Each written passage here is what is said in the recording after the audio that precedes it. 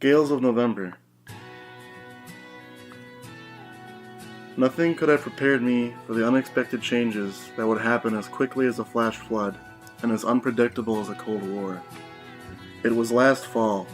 My brother and I took a quick trip up to Whitefish Bay to go fishing, as we do every year. Whitefish Bay is a large bay on the eastern end of the southern shore of Lake Superior, between Michigan and Ontario.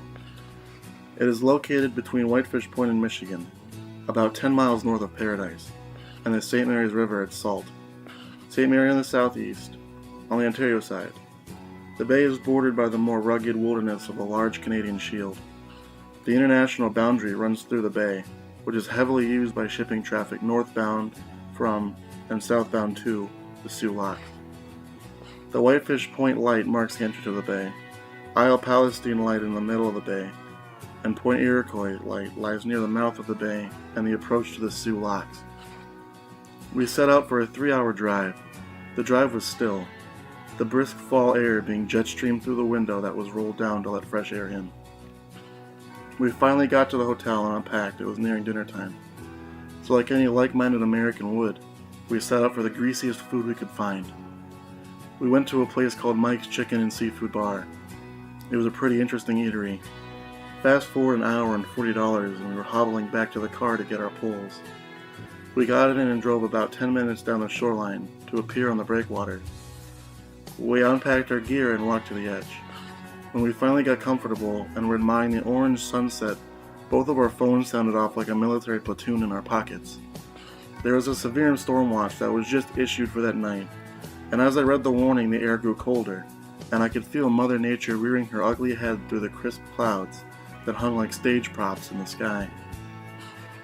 The Great Lakes are known for great storms and almost hurricane-strength winds from the west. These storms have entombed many great ships on the lake's waters.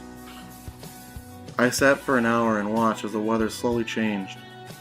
The waves were as smooth as a freshly sanded wall and as reflective as chrome on a fancy watch. The weather slowly began to purge itself out into the world. The warm wind slowly turned into winter-like bursts of energy. The waves started to crest with bottle caps and resembled what looked like whipped cream on top of blueberry ice cream. I looked at my brother and asked if he wanted to keep fishing. He gave a quick nod, so we kept on casting. Around this time, an old fisherman passed by and warned of how bad the weather could get. He told us ships have been lost in these kinds of storms before. I asked him how he knew this, and he eagerly replied. Turns out the man I was talking to was an old freighter captain who lost his own vessel only a few short years ago. He kept trying to convince us, but our curiosity powered on. The old man finally gave up and muttered a last phrase before he wobbled off. "It's your funeral," he said. We sat on the breakwater, catching fish left and right. It felt like the incoming weather was making them bite more. After a while, I looked to the sky and could not believe my eyes. The clouds had changed. The white faded away and made way for the sinister black clouds that dwarfed the bay. The sun was almost completely blocked out by them. Nightfall was still an hour away, and my brother and I made plans to fish until they stopped biting. Soon after this, the rain started to fall. I smirked and muttered to the weather under my breath, "Is this all you got?" And as soon as I said that, I heard periodic booming from the skies. The rain fell with such force it felt as if it turned into tiny needle-like appendages that looked to hunt down any area of bare skin. The sky grew from dark gray and orange to a dreadful and gloomy black. The moon had been previously visible, but the clouds had covered it up like makeup. With a burst of energy, Mother Nature's jet engine started roaring. The tremendous power of the storm made itself known when it roared, like the sound of a fleet of F-18 fighter jets flying overhead. Their afterburners manifested into the bright flashes of lightning seen jumping from cloud to cloud. My brother wanted to go inside. He had finally had enough. Huge fish started getting pulled up to the concrete plateau that we were sitting on, and I soon felt in my element.